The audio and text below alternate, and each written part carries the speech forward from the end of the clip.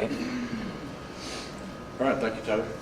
So we're back. This is the second half of our active shooter emergency action plan presentation. We'll be talking about disaster preparedness for the Department of Utilities. We'll be talking about what is an emergency action plan, the responsibilities and authorities involved, a little bit about the types of threats that you might experience, about evacuation and sheltering in place, and I think Dave already discussed training, but we'll mention that we will have annual training on emergency action plans, and we'll have a little time for question and answers if you have any. Again, the purpose of the emergency action plan is basically to keep you all healthy and happy and get you to retirement age in good position to enjoy life. You are, as Dave mentioned, our most valuable asset of the city. An emergency action plan is intended to provide employees with site-specific mitigation and emergency procedures. It'll tell you what to do in case of an emergency, describe the types of emergencies, who's in charge if there's an emergency, but most importantly, it is an action plan, and we would really like you all to take part in the action plan. It's not supposed to be something that you put in a bottom drawer somewhere or leave on a file on your computer. When we get this put up on the S drive, we'd like you all to take a look at it, read it carefully, find out where you fit into this action plan. And if you don't see a role for yourself in the action plan, then you need to sit down and have a discussion with your group at your building and come up with something that you can do to help out in an emergency situation. You want to be someone that is prepared in an emergency. You don't want to be one of the people that sort of falls behind. We'll discuss evacuation procedures. Every emergency action plan will have a set of floor plans and site plans if there's more than one building, so you can take a look at where all the evacuation routes are. There will be a page that will be listing the responsible parties, and we like to keep that on one page so it's easy to update every year. It'll also designate the primary and secondary meeting locations. That's probably one of the most important things for you all to know, to take away from today, is where to meet your primary location in an emergency. Responsibilities and authorities. If there's more than one building on the property, the property will have a site manager. If there's only one building, then there will be a building manager and then floor or area managers. Of course, if it's a single floor, they'll just be area managers. Every manager will have an alternate, sometimes two, in the event that that person is not available. If you don't know who is in charge in an emergency, sometimes these things happen pretty quickly. You're going to want to fall back on the FEMA training that you've all had, on the ICS training, the incident commander system. If there's no one of authority above you available and you come upon the emergency, then you are the incident commander of the situation until someone comes along with more knowledge or more experience than you and can take over. You all had the ICS training on that respect. So basically, just as Dave said, everybody's going to step into the shoes. If there's someone up above that is missing, unaccounted for, we all move into position and add whatever knowledge and experience we have. There are day-to-day responsibilities involved with these positions. Maintenance of emergency supplies, communication with facility maintenance personnel. There's checklists. We need to do inspections on either a monthly or biannual basis of all the facilities. Day-to-day operations are a little different than the day-to-day operations of Department of Utilities. This is a separate sort of a side function, so it's not the usual pecking order of responsibilities. The site manager can also be a building manager, and again will only exist in areas that have more than one building. The site manager will coordinate with the building managers and report to the safety officer.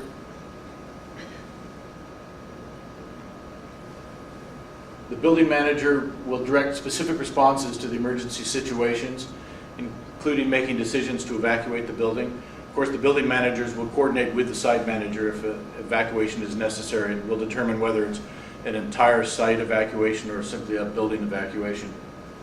The building manager will also assess the structures, the buildings, to see if they are suitable for continued occupancy. And if not, then the building manager will do whatever is necessary to close up a building, board it if necessary. And again, the building manager will furnish reports to the safety officer along the way. Floor or area managers will assist building managers in whatever way they can. Probably the most important thing that the area managers or floor managers will do will be to identify the employees in their area. And this is on a regular basis. If you are a floor or an area manager, you want to keep track of who the people are. If you have new people coming in, make sure they're on your list of who the people are that you're going to be looking for in the event of an evacuation. During an evacuation, you will all go to the primary meeting location if that's accessible, and all the employees in your area will check in with the floor or area manager, make sure that everybody is accounted for. So it's a very important position. We'll need to keep track of who's out in the field, for example. So if we have 10 people in that area, but we only have 8 at the evacuation location, we want to know where those other 2 people are. So the area manager should have some knowledge of people's schedules. And there are hazard inspection checklists in every emergency action plan that will lead you right down the list in terms of what to do in an emergency situation. So if it's a fire, you can turn to the fire emergency action hazard checklist, and it'll tell you right off the bat, first question is, can you put this fire out with a fire extinguisher? And if so, proceed to extinguish the fire, and then contact your supervisor. Keep in mind that fires tend to double in size every minute. So if you're going to use a fire extinguisher and it takes you a minute to get back with a fire extinguisher, assume that fire is going to be twice the size. If it takes you 2 minutes to get back, that fire is going to be fairly large. We have actually had one situation at the city where someone ran for a fire extinguisher, to put out a very small fire on a heating unit. By the time he made it back, the fire had quadrupled in size. It was too big to put out with a fire extinguisher, so he then called the fire department. Ended up costing somewhere between $20,000 and $25,000 in damage to the building, which, if there was a fire extinguisher handy, might have only been up to maybe $1,000 in damage. So it really does make a difference if you are able to put out a fire with a fire extinguisher. Again, that's a voluntary position. We don't want people to be heroes. If you're not comfortable with a fire extinguisher, if the fire is too big for you, just evacuate. We'll sound the alarm and get people out, get the fire department here. And we do have training. It should be on an annual basis for fire extinguisher training to learn how to use them. The area or floor managers will also maintain floor and emergency supplies. There should be red bags or some sort of easily recognizable container throughout the buildings that will not be in locked drawers or things like that. So if area managers are missing, the next person that steps in will be able to find that bag with the emergency supplies, and there'll be a list in the emergency action plan of what should be in that container. Again, the floor area manager, the big responsibility is accounting for personnel and reporting status to the building manager, usually at the evacuation site, and assisting the building manager in whatever way possible. Types of threats. Anybody recognize that? I'm showing my age there. That's album cover for Court of the Crimson King, King Crimson, 1967. It was a good album.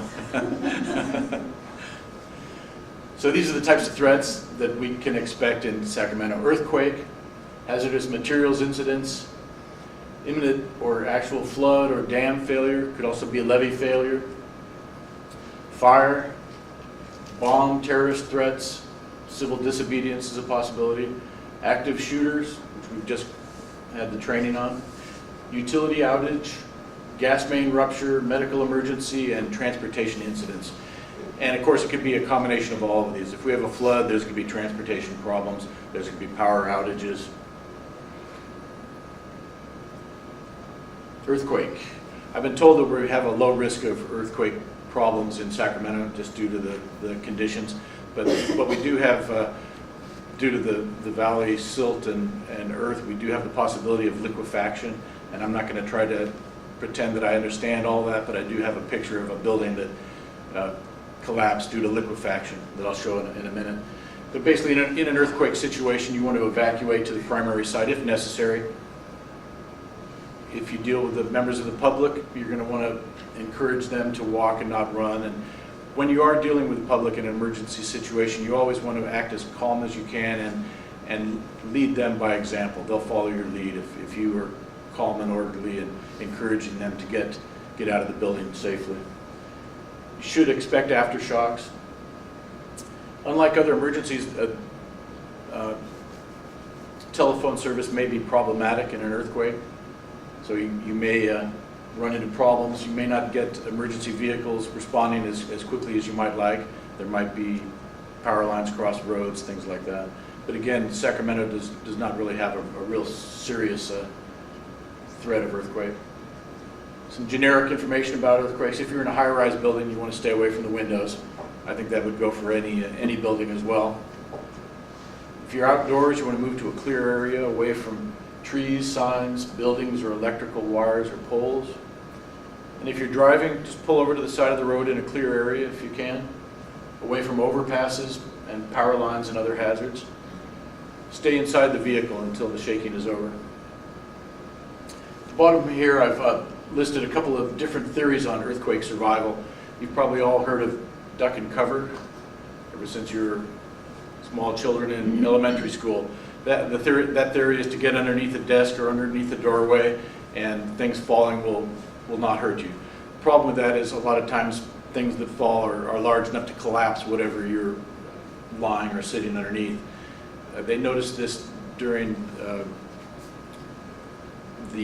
after the 9/11 terrorist incident in New York City, that the rubble was in the shape of triangles.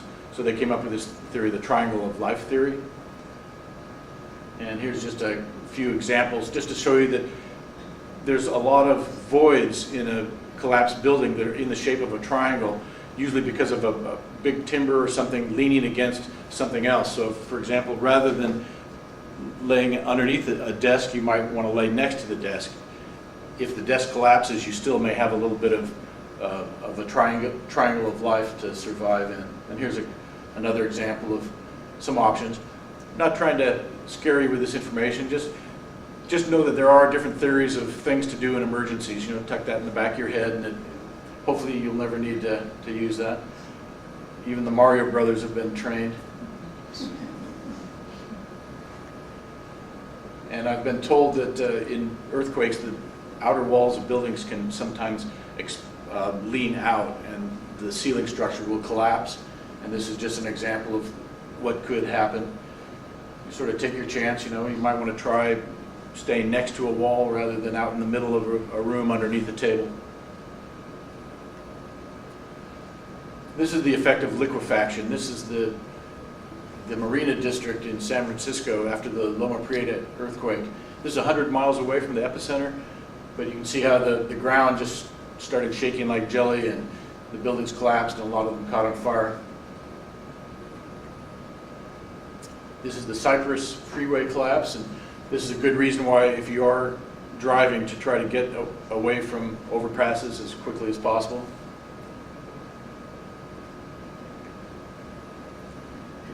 Hazardous materials incidents.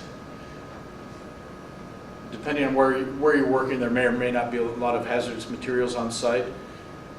Probably more likely would be a transportation incident out on Highway 5 or on Highway 99, Highway 50, that might be getting a gas cloud of some chlorine or ammonia or something coming our way. And if that's the case, we need to determine as quickly as possible how much time we have, what type of materials coming our way, and whether we have time to evacuate the facility or whether we're going to shelter in place. So if we are going to shelter in place, we're going to shut down the HVAC system, the heating, ventilation, and air conditioning system. The reason for that is that The system is designed to bring in 15% of outside air, so we don't have stale air in the building while we're working. So a sheltered-in-place situation could be uncomfortable, could be on a hot day, it could be extremely hot inside. On a cold winter day, it could be very cold inside. We might be sheltering for several hours. Just keep in mind that there's a reason for that. That's why we shut down the AC system. And of course, you'd want to contact PD and fire department. We have some great resources at the fire department for hazmat spills. You always want to use the proper personal protective equipment. We can see one fellow here forgot to bring his that day. Flood or dam failure.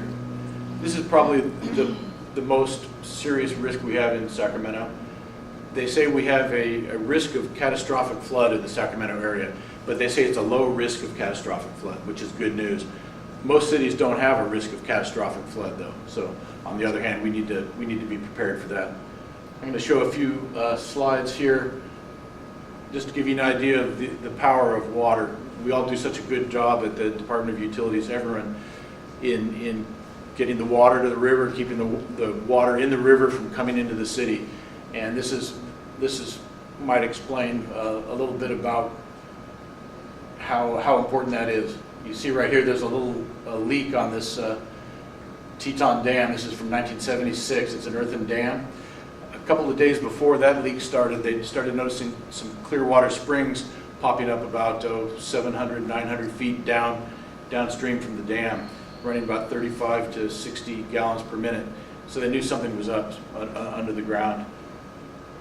When this leak popped up here, they sent a D9 cat down to try to fill it in. And if you see this dot right there, that is this piece of equipment here. It stands 13 feet tall. It's a big piece of equipment. So they sent two of them down here to try to fill in this leak, and they ended up losing both of the cats into the hole as it expanded. The drivers, I understand, were okay. They were able to get away. But pretty soon, that one little leak expanded. Once that water gets going, there's a lot of force behind it. It started breaking the dam open pretty quickly. And before they knew it, the whole dam had breached. They had an incredible warning system in place, and I think only one person was actually lost their life in this flood. It was a fisherman on the river at the time. This is downstream Rexburg, Idaho. So this is something we might be looking at in a catastrophic situation of what our city could look like. I'm going to show you a little video now on the Baldwin Hills dam disaster. This is from the early 60s. This reservoir was built by the Los Angeles Department of Water and Power. And if you see here, it's 766 acre feet. A very small reservoir compared to the reservoirs we have in town here. For example, Folsom Dam is 1 million acre feet. So Folsom Dam is over 1,000 times larger than the amount of water that was released in this. Shortly after the evacuation began, camera crews from TV station KTLA arrived at the reservoir and began to broadcast live aerial pictures of a disaster in the making. They're wearing loafers right and here tennis now, as shoes, we and they come have up a over rope the Baldwin Hills Reservoir, we can see the main break in the reservoir itself. The reservoir. While workers desperately tried to repair the breach, water began to flood the streets below. before Cal OSHA or Fed OSHA was formed. As the LAPD continued to evacuate the valley, the leak in the dam's face became a torrent. There goes a large chunk of the inner cement here in the Baldwin Hills Reservoir. That hole is 50 feet across. For the first time in American history, aerial pictures of a disaster were being broadcast live on television.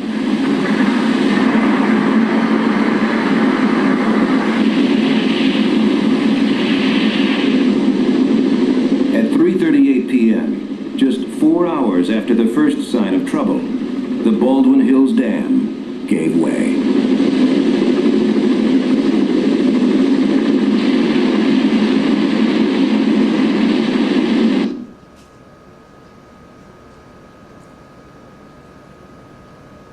sound will come back up in a few seconds.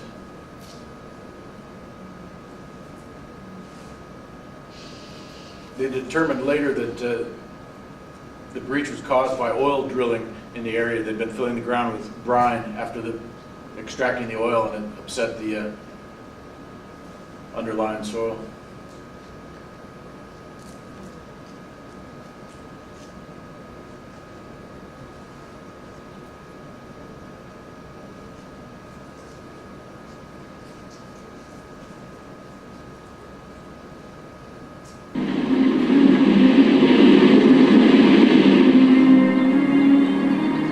Within 2 hours, the flood had passed, leaving behind a trail of devastation and a thick coating of mud. Due largely to the fast action of local and state officials, only 5 people were killed by the failure of the Baldwin Hills Dam, including one woman who drowned when her car was swept into an excavation hole. Early investigations into the dam's failure focused on faulty construction or seismic activity as possible causes. Authorities eventually focused not on the dam itself.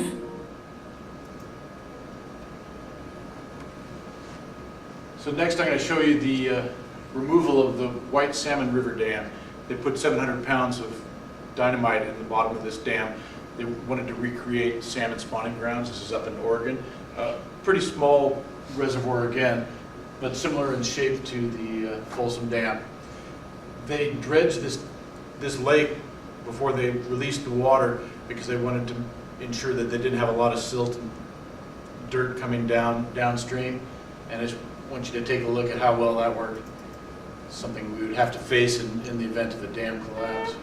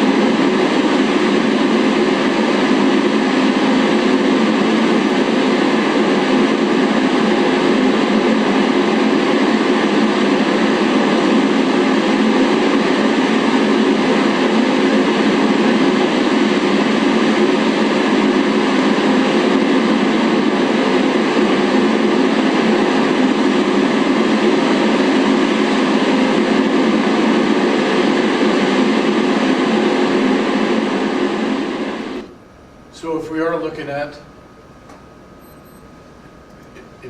look at a dam breach in Sacramento area, we're looking at a lot more than just what happens with the water. Big cleanup job afterwards.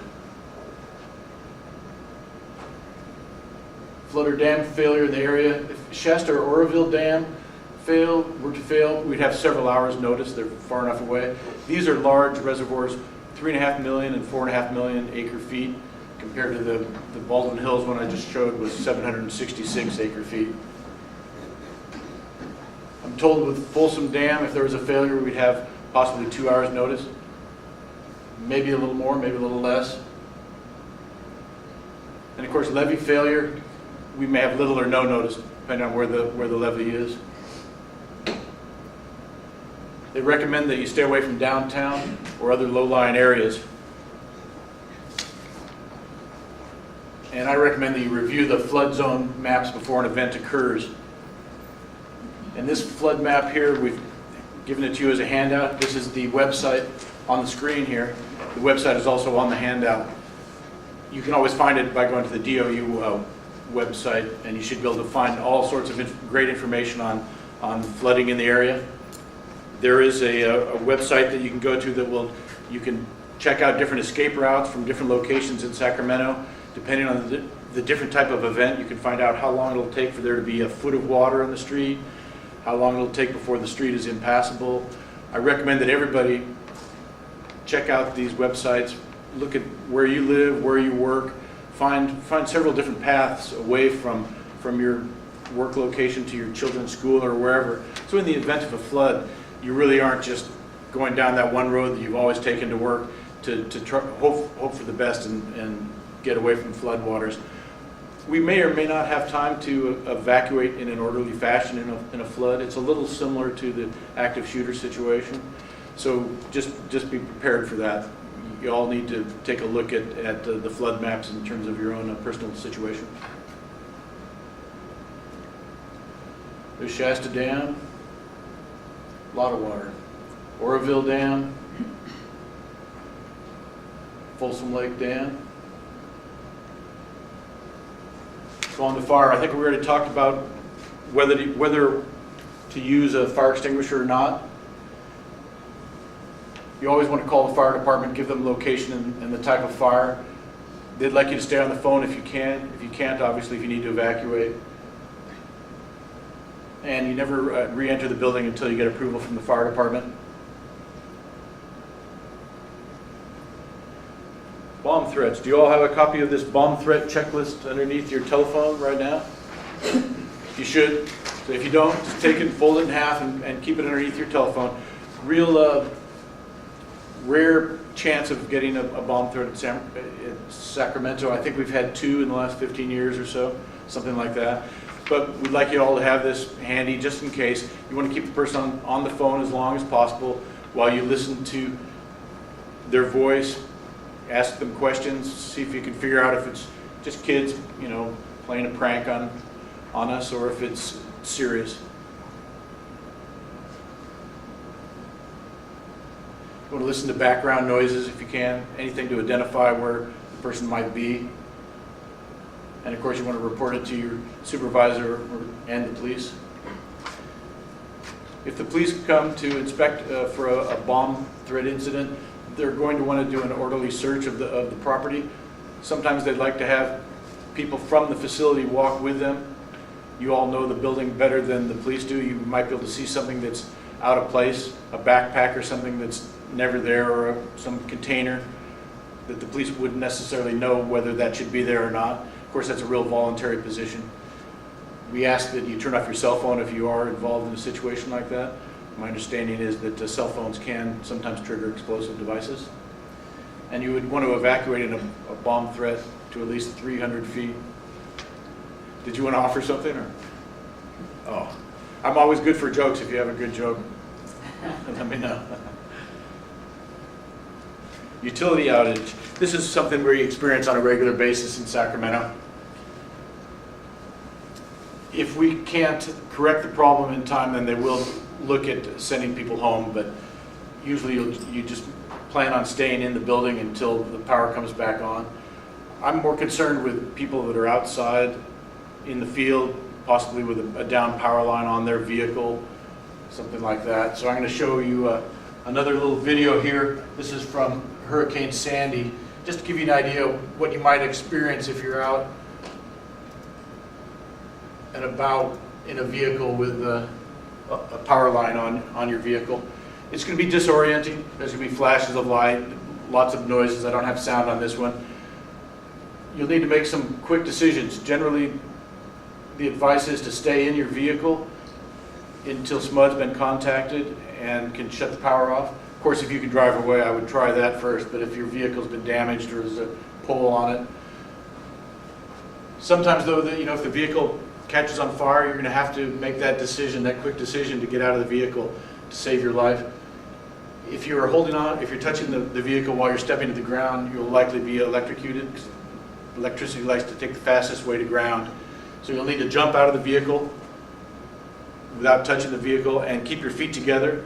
Again, if you take a step, the differential of electricity in the ground will likely run through your body, and again, you'd be electrocuted. So we call it the bunny hop. Practice the bunny hop, just so you know how to do it. Or you can do a shuffle step, just keeping your feet close together to get away from any down power lines.